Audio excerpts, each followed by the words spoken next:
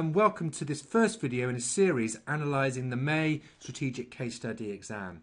In this video series I'm going to take you through the slide oil and gas case study and give you my in-depth analysis of this case to show you basically what I think is going to come up in the exam, the key types of issues that you need to be aware of and to bring out, basically to give you a really good strong background to this case study. Let me start off by giving a little introduction to myself for you. So I'm the Managing Director here at Astranti, and I've got 9 years of experience teaching case study exams. I've been working with CIMA for 18 years actually, but 9 years working on case studies. And I was the official CIMA learning system author back on the previous syllabus where I worked with the examiner.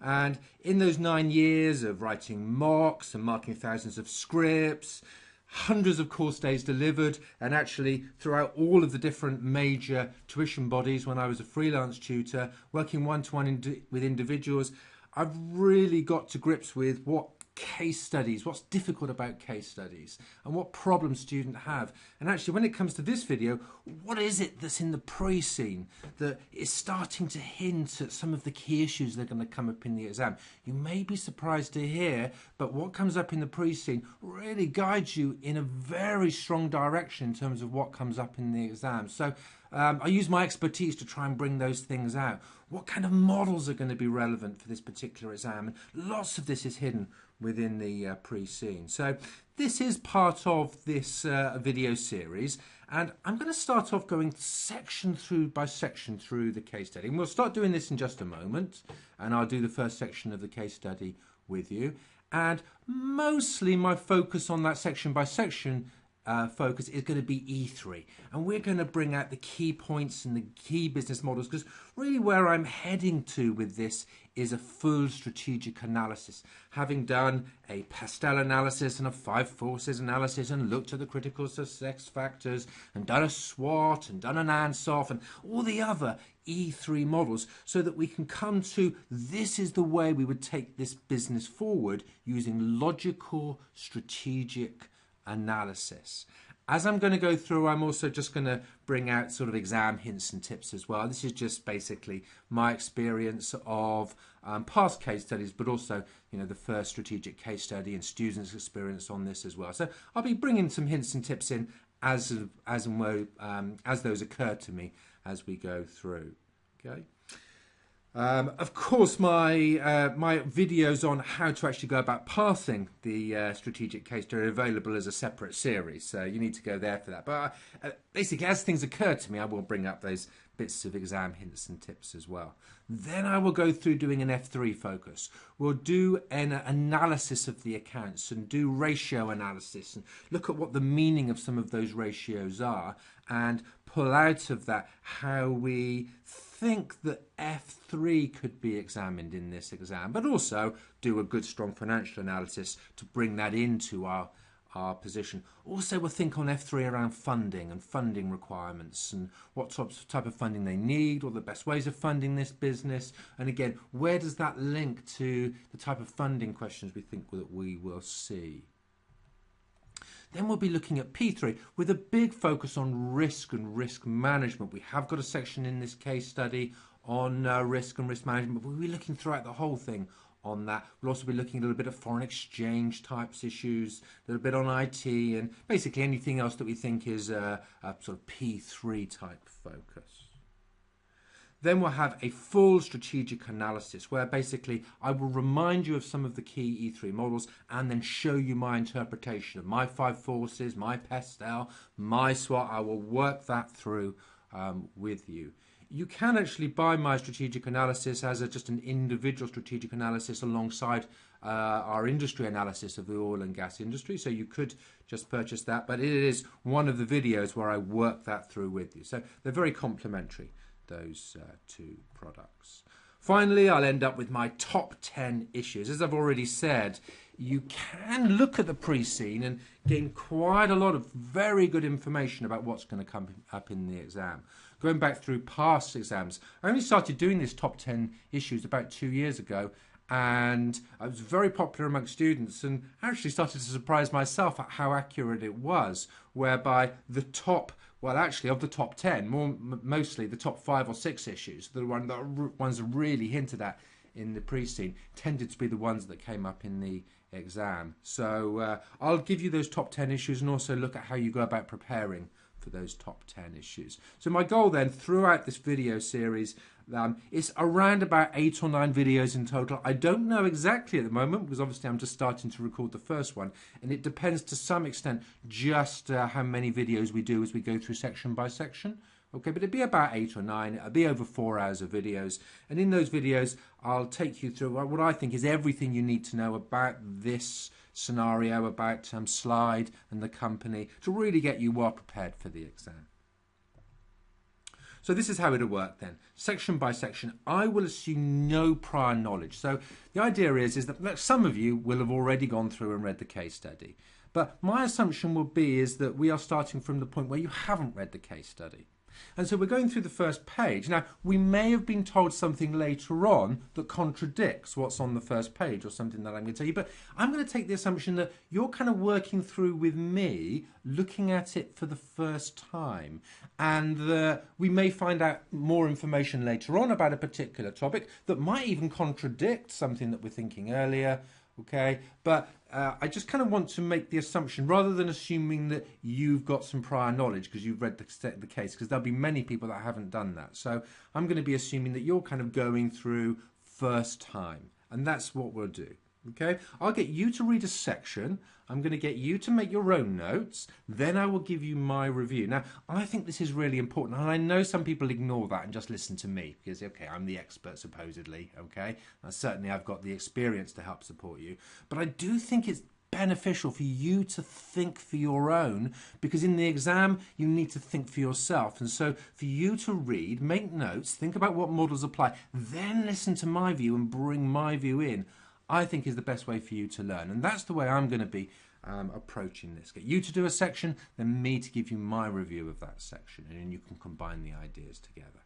Okay, so we'll go through section by section, then we'll do F3, then we'll do P3, I'll then give you my strategic analysis, then I'll go through my top 10 issues with you, and hopefully at that point we'll get you really well prepared. Now, I said I'd give you some kind of hints and tips in terms of how to take the exam and pass the exam. And my starting off point is, look, how do you see the Preseen? Make sure that you see the Preseen as context, as background.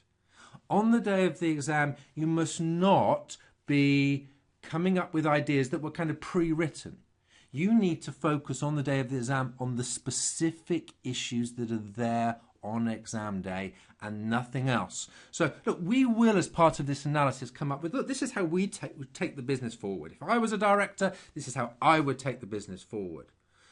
But that might not be relevant given what changes on the day of the exam and what the specific question is. And the examiner has specifically criticised people who seem to have gone in with a preview, an in-advance view of what they're going to write. And you mustn't do that. You must deal with the specific issues that come up on the case. This is background, but it's very, very important background because it gives you the context in which to make your answer. So, for instance, let's say we decide that they've got a particular weakness in a particular area, and we look at how we're going to resolve that weakness as part of this analysis.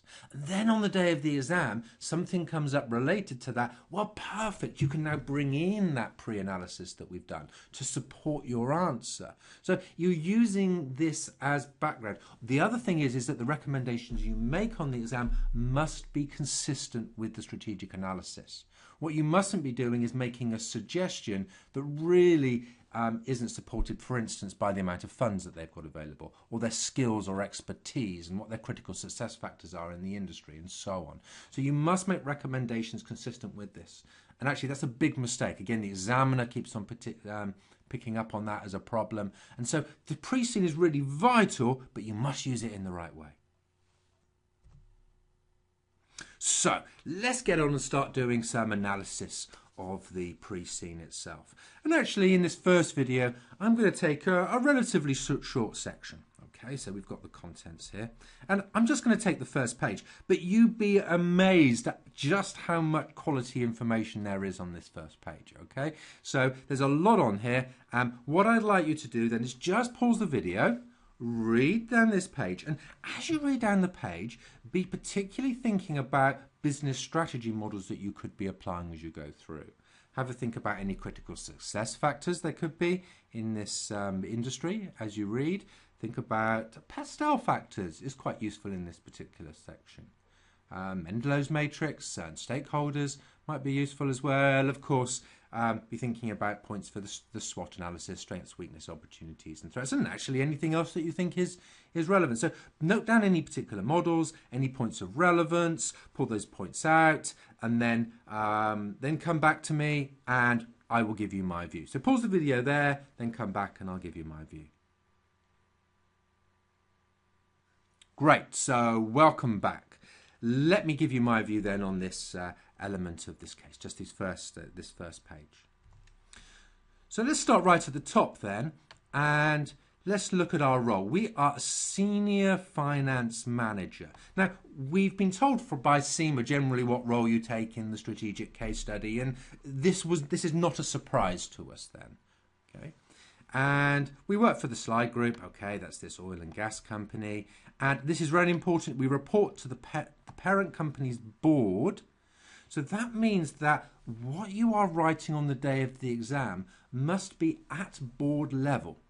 You are writing a report as someone taking on this role as a finance manager, that if you were writing this in real life to the board of directors, would be seen as being logical and realistic, and a real life board of directors would see it as being a strong logical report.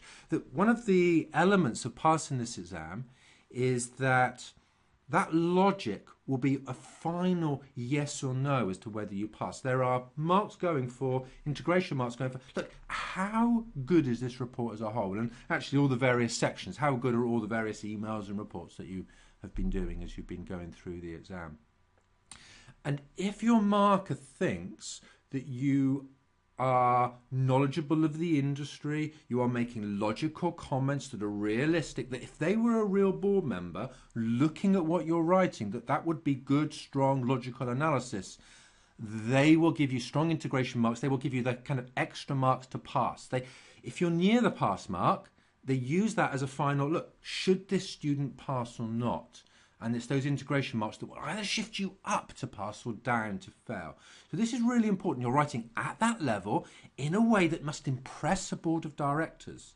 Now, very importantly then, you are reporting on special projects. Now, special projects will tend to mean that you are reporting on one-off issues. One-off issues that really what the examiner is saying here is that I can really ask you about anything, but most likely something that's some kind of new issue that's just about to arise. Now, a tip for you very often on those special projects is you can use the SAF analysis in order to analyze them. So you can take that special project, perhaps it's oil and gas, so maybe it's a new field that we're going to investigate, whether or not we should go ahead, and you can say, is that suitable to the business's strategy and its position? Now, suitability in the SAF analysis actually links back to this whole Preseen and these 8 or 9 videos that I'm doing for you now, because if the issue is consistent with our analysis and our SWOT and our strategic position, then it will be suitable. And so you're analysing that in relation to this Preseen, okay? And new information that comes up on the day as well, but primarily this Preseen. Okay? Then so we've got suitability. Acceptability is about the stakeholders and which stakeholders are affected and how that they will be, whether it's relevant to them and a good project for them. And feasibility is about practicality. Can we raise the funding? Have we got the expertise and knowledge? Feasibility. So SAF analysis is a really good way of dealing with special projects. Now, it also says that you will be commenting on strategic matters. So you'll be bringing in your knowledge from E3 on business strategy, but also F3 on financial strategy and P3 in terms of risk and risk management. It doesn't specifically say that, but you'll be thinking about risk and risk management at a board level, about what affects the board, at things like governance, risk for the whole organization, not lower level. And so this section then actually is quite useful just to bring out who you are, what type of issues that you're going to be focusing upon. So let's start to have a look down at the company itself. And we have got 3 paragraphs here, which are largely telling us about the history. So as we go down, coming down these 3 paragraphs, this is telling us that the company was founded in 1954, someone called Henry Jones, and that he started off, but really luckily, he was in the, he had a piece of land on a Caribbean island, found the oil, set up the business, and it says here, the company soon developed considerable expertise and in the successful purchase and exploitation of exploration rights. And so this is where their focus is. And we can just say, therefore, that from the SWOT analysis.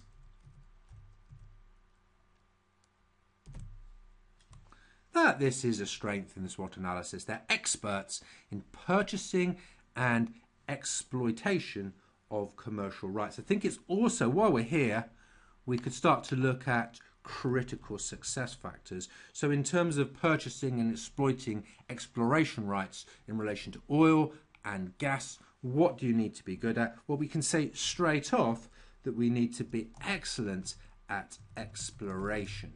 This is the whole process of looking at new geological fields and doing surveys of those fields, doing test drilling in order to see what the potential for that field is, linking through with the licenses, with the governments in order to be able to exploit those, and then the actual production, the actual drilling itself and pulling that up out of the ground. This is critical to the success of this business and this industry that they're operating in. Now, why is that strength and those critical success factors so important? Now, when you get into the day of the exam itself, you will be given a range of issues.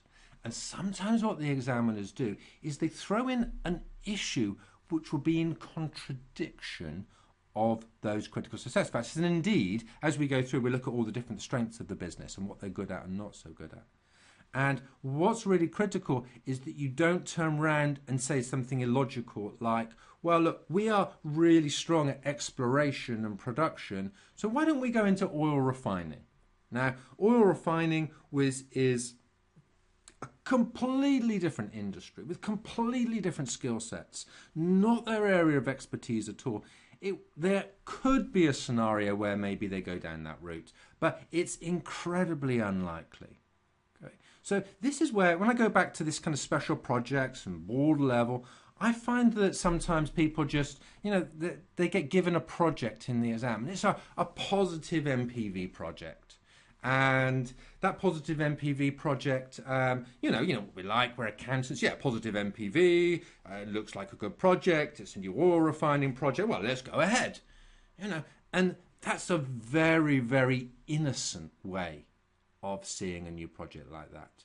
Actually, in the real world, a company like Slide that are focused on exploration and production, it would be an unusual situation, particularly when they've had 50, 60 years of being in that field, that they would start to go into something completely different and new, like oil refining, for instance.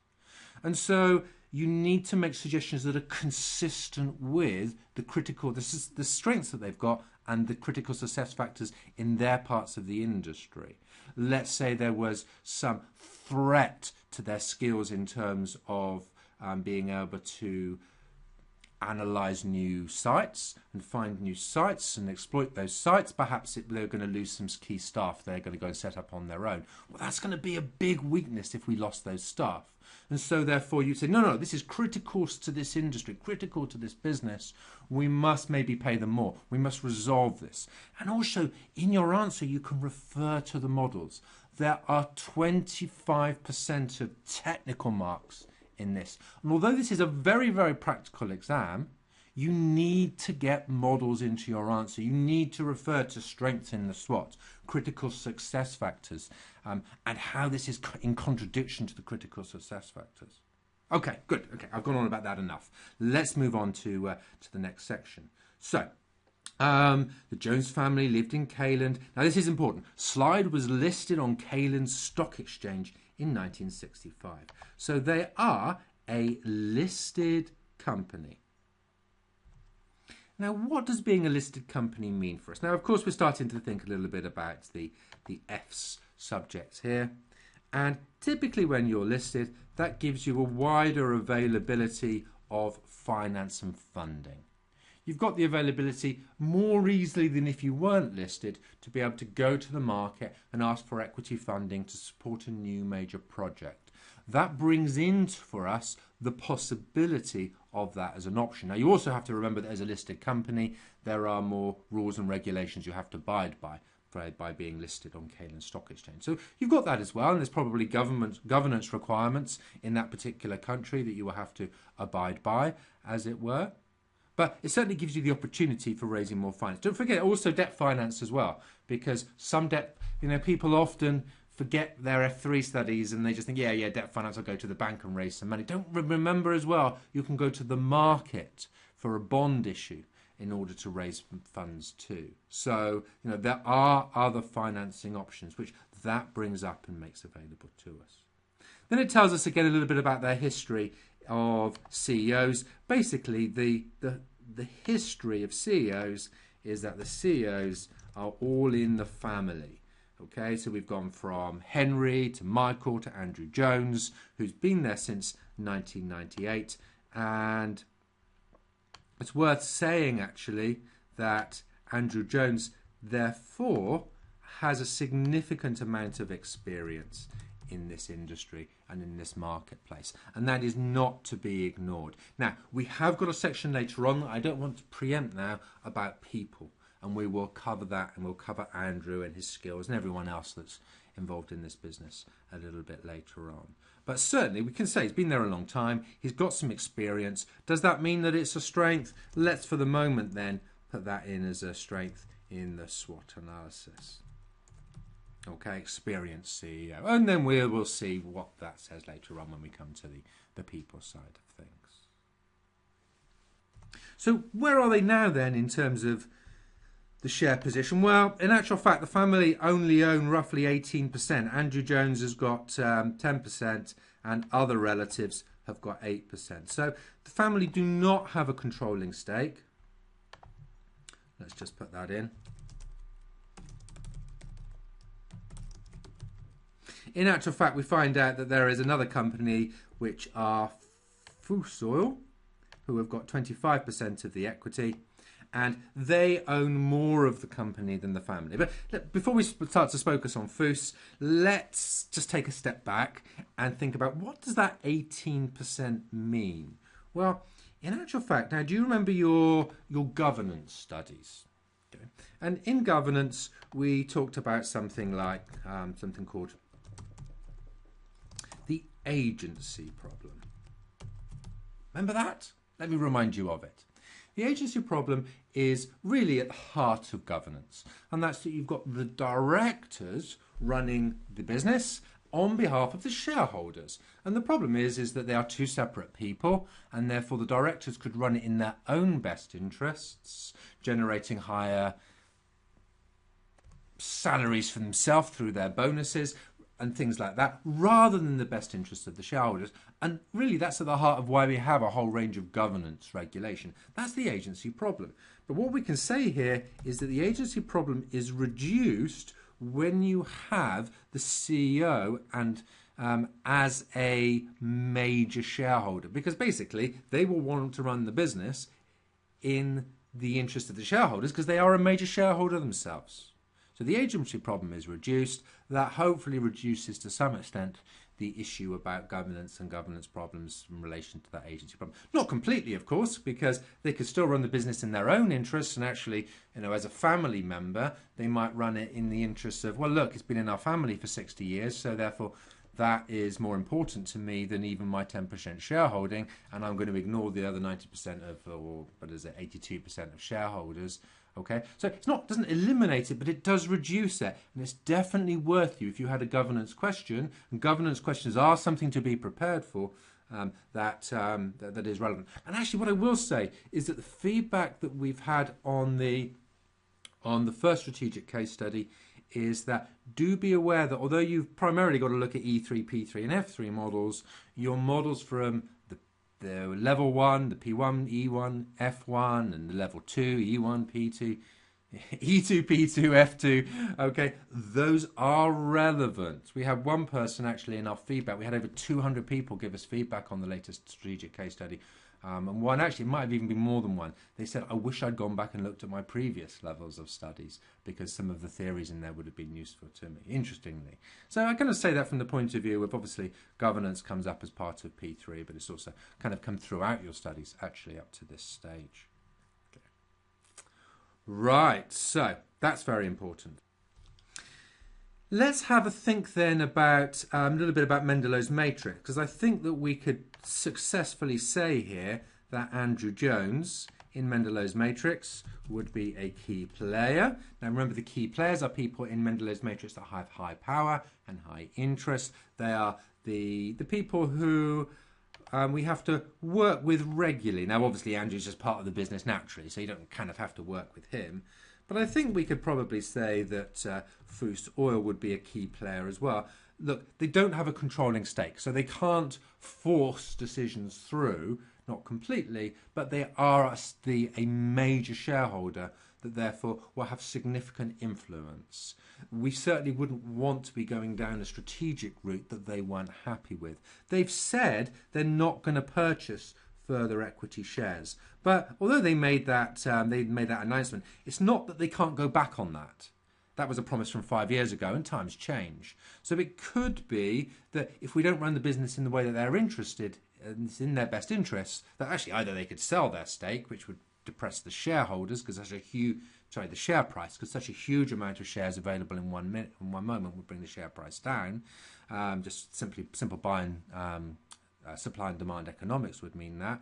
But secondly, it could mean that they could, I know we're not going to go for that promise anymore. We're going to start to buy more shares and start to try and gain a controlling stake. So look, we want to keep them happy, but even more than that, we want to work closely with them, involve them in decisions. And in actual fact, part of that is achieved because they've got 2 non-executive directors on the board. So that is again a governance issue, of course, in relation to our major shareholder should be well represented. So we've now got Andrew Jones on the board and 2 Neds on the board representing 2 of the major shareholders. Now what we do want to also make sure is the business is not run in a way that the remaining shareholders are not supported. Okay, so that comes into it as well. So we need to look more broadly at governance as we go through the case study, and we will do that. But that's quite a useful starting point in terms of a good logical way from a governance point of view to structure the business. I'll just also say when it comes to new projects, because remember you're going back up to the top, special projects, new projects is one of the things that you're very likely to see because that is your role in this exam. Therefore, we want to make sure that Foos Oil are happy, particularly if there's going to be any additional equity funding that's required. So we'll look at the funding and the level of debt and equity and who should be funding those a little bit later on. Okay, now next point here is that the slide group has wholly owned subsidiaries operating in 7 countries. Now let's just start off with that issue about different countries. Now that's going to throw up cultural issues. If I can spell that right. I've not spelled it right, have I? There we go. Cultural. Okay, so that's going to bring up cultural issues. And so in each of those different countries in which we're operating, in which we're exploring for oil, we're going to have workers that are locally based. And those locally based workers will have different cultural norms, different ways of operating based on their local culture within the countries in which they are. And so cultures could become an issue. What we know is that there's 25% of leadership marks in this exam, and as well as leadership being making strong recommendations and the whole logic of the recommendations you make, one of the other, almost like the second key element of leadership, is change and change management. Linked into change and change management is culture and the way people are. Now, of course, there's also 25% people skills marks. And considering cultural issues as part of that is not just going to be change management if we had to change, but it's also going to be considering that people element. And so culture suddenly becomes really important because it relates to what is 50% of the marking scheme. So don't ignore culture and cultural issues in the exam in relation to new issues that come up. Okay. The other element of those subsidiaries is that links into the structure of the business. And we do see an organisational structure of the business later on. Okay, so we'll cover that in a bit more detail then. But what we don't do is they don't tell us that much more about the subsidiaries in that actual diagram. But what we must just bear in mind is that what we are able to do as part of those subsidiaries is measure a subsidiary performance. So for instance, we'll be able to look at profits and return on investments, residual income, bringing in a bit of your review. Now this is P3, category P3 territory is reviewing that performance. A little bit of F3 in there as well. Okay, and we can have kind of clear control within each of those subsidiaries as one person overseeing and managing those parts of the business, with clear accountability for that person that's managing that part of that particular subsidiary. So having subsidiaries have these very separate sections of the structure which are well controlled, well managed. We can hold people accountable, we can measure their performance well, and that's quite useful. Of course, the other beauty of this is if we had a new oil field in a different country, that could simply just be a new subsidiary. So we've already got a system set up whereby a new subsidiary just be set up as a new, nice, clear area. What I could also say, of course, is that in terms of issues, another issue could be, should we close a subsidiary down? So I'm going to cover some of the issues that I think. I think it's only a very, very short section, isn't it, of the case this, but there's a lot here and there's lots of possible issues. So we'll cover those in just a couple of minutes. Okay. Okay. The other thing just to bear in mind as well is that in each of those countries there will be different legal issues on a country by country basis. And we shall add into that as well political issues on a country by country basis. And so we're going to need to be aware of, now what you cannot ignore in the oil industry is the huge amount of politics that goes into this. It is a huge political minefield. Governments actually control a lot of oil reserves in a lot of countries. Okay, we take somewhere like Saudi Arabia, completely controlled. It's a huge oil producing nation. Okay, and with huge oil reserves, but very, very much controlled by the government. Okay, but governments influence their oil and gas industries in every country as well. It's a huge political issue in terms of money and financing and funding, but it's also a huge issue in terms of taxes that come in to the country. Even if you've got very much a private sector industry, the tax revenues coming in from that are huge.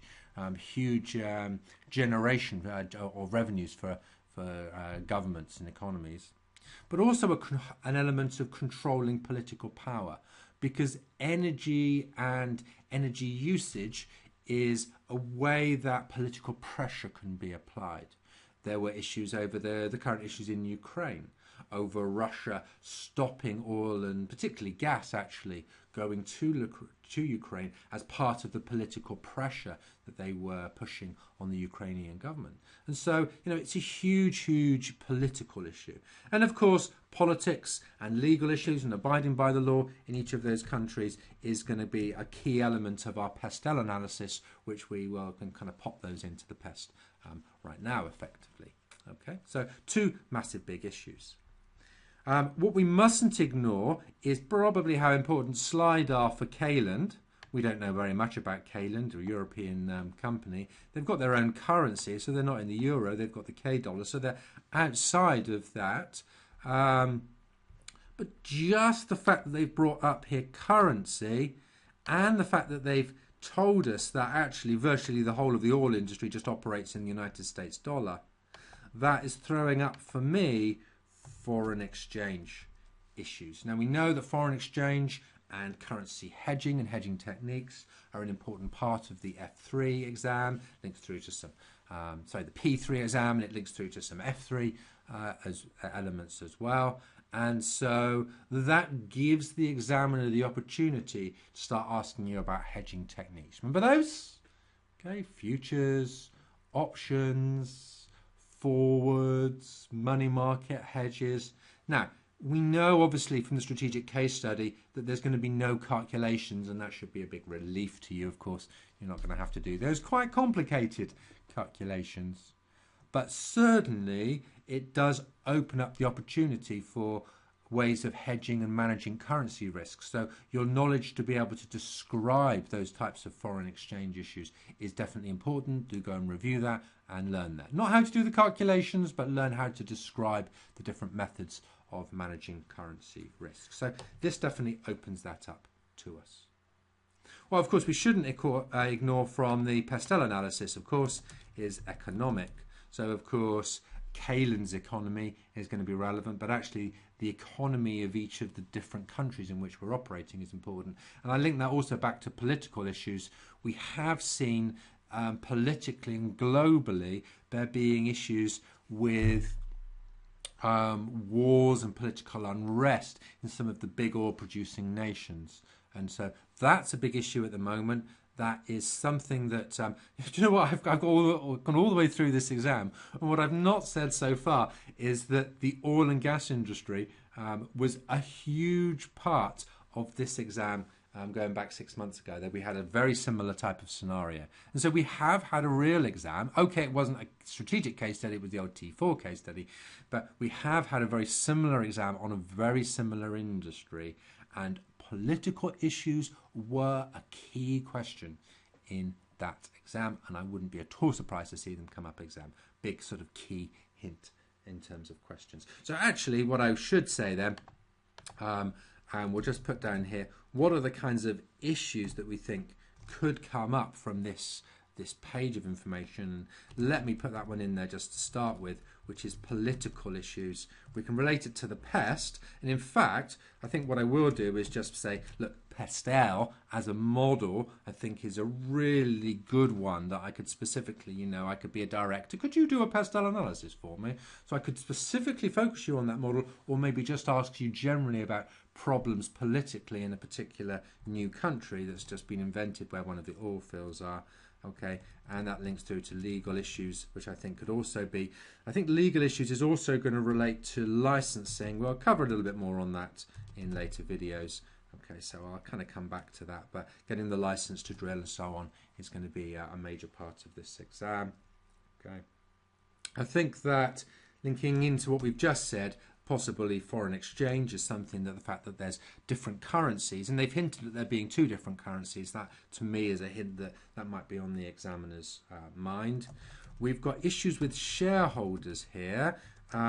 Just the fact that there's talk of non-executive directors, and we know that we've got shareholders that are also running that there's the CEO as well. That's linking through to kind of shareholders linking through to governance type questions. So there's a hint that we need to see what else the rest of the case says to see whether there's more hints about governance type questions. Agency problem, that could come up in there as well.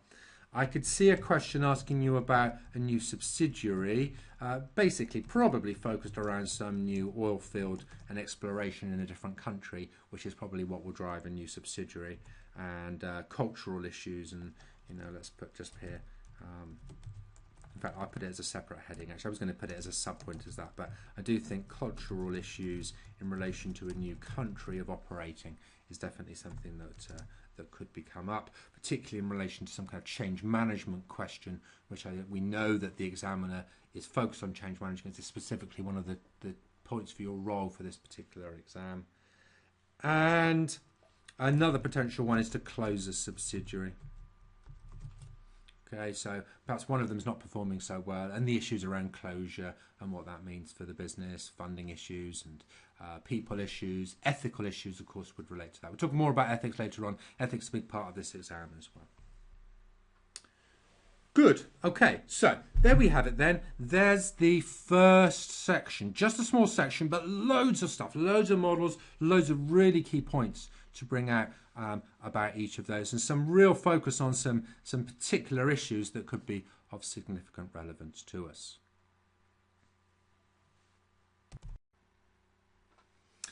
Okay, so if you're watching this video on YouTube, that is the end of our first video. And I hope you've enjoyed that and I've been able to add some value for you in terms of your analysis. Obviously, what I'd love you to do now is to go ahead and purchase the remainder of the videos. What I'll be doing in the remaining videos is basically going through all the sections, much in the way we've done so here, pulling out all the key points for you, telling you more about the oil industry, giving you all of the key models when we've only touched here, haven't we, on Pestal and CSFs and a little bit on Mendelow's matrix. But we'll go through all the different models, look at all the different subjects, F3, P3, hopefully really give you some true value, give you my top 10 issues as well, so not just the ones on the screen there, but I'm going to put them in order of what I think is most likely to come up in the exam. So hopefully you'll feel that's good value to you.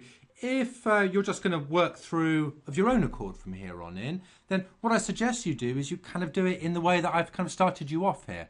And you go through, looking paragraph by paragraph, trying to apply each of your E3, F3 and P3 models as you go through, pulling out your key points, ending up with your own full strategic analysis where you've really done all of the key models yourself. And I really suggest you go through and do that if you do that yourself. But do hope that you'll join me on the remaining of the video series. Just visit the website www.ostranti.com where you'll find details of how you can sign up for the remaining videos. Okay, everyone. Bye-bye.